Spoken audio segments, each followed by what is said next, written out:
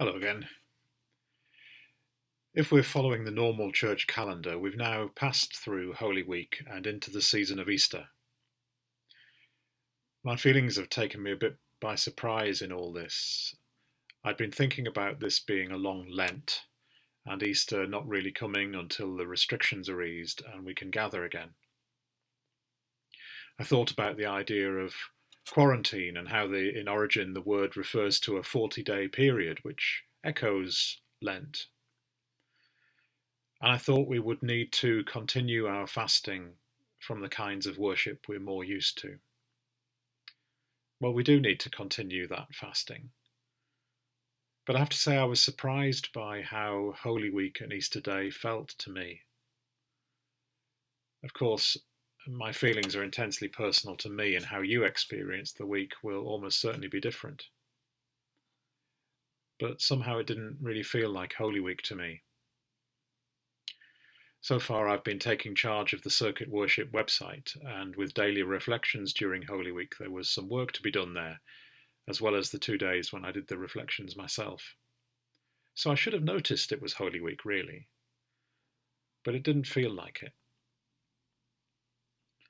For many years, I've found a lot of value in worship on Maundy Thursday evening, and there was none of that. For many years, I've taken part in Good Friday acts of witness of one kind or another. I can't say I found that such a helpful act of worship generally, but of course, at times I have found myself utterly overwhelmed by the stories of the crucifixion. Utterly overwhelmed. But this year that was absent. In recent years, I've made my own little tradition of listening to a setting of the Seven Last Words from the Cross by a contemporary Scottish composer, James Macmillan, at some point during Holy Week. I wasn't planning to make any more musical recommendations this week, but you might as well know that the violins in the third movement get me every time. Anyway, I realised on Easter Sunday afternoon that I had completely forgotten to listen to it. I thought Easter would come, but it would come late.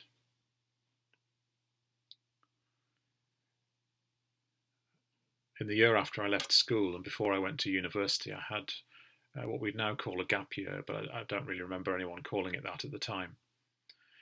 I was going to university to study languages, and I went to live for a few months in the south of Spain to improve my Spanish. And I headed out there in late November and wondered about coming home for Christmas. In the end, I decided not to, but regretted it because Christmas felt all wrong when I wasn't with my family and wasn't among our normal traditions. So I booked a flight home for half term in February. And my family wonderfully put on Christmas for me then. We had a Christmas dinner and so on in the middle of February. Christmas came late, but it came. And I thought that this year Easter would come, but would come late. And yet my last minute decision to try a live streamed Easter morning service seems to have made a difference to me. For me, and I think because of that, it did feel like Easter Day. And so now I find myself living in the Easter season. After all those thoughts I'd had about Holy Week, just one more surprise in all the new experiences of these days. Of course, we live with the stories of the crucifixion and we live with the stories of the empty tomb every day as followers of Jesus. The calendars of the church help to mark out a rhythm of the year, but they're not the be-all and end-all of faith. In the end, I don't think it really matters all that much whether we are still in Lent or whether it is Easter.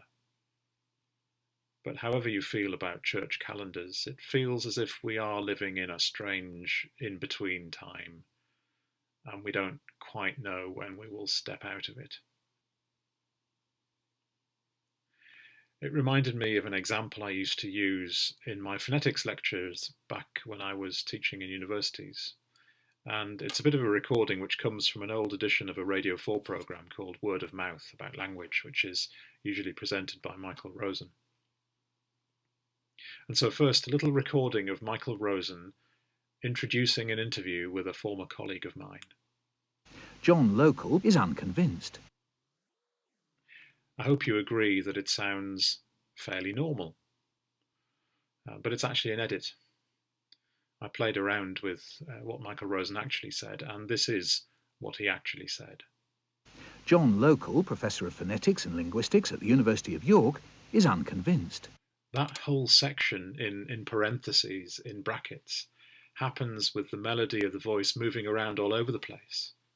And then we return to pretty much where we started to carry on with the main clause of the sentence. That's the kind of little miracle we perform with our voices all the time.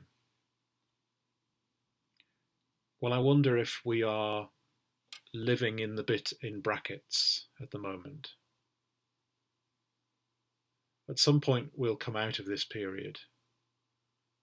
We might not quite be back where we started, but we will be able to pick up life in something like its normal mode.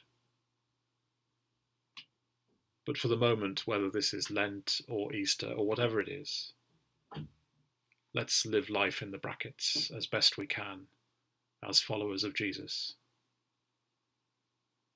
God bless. See you soon.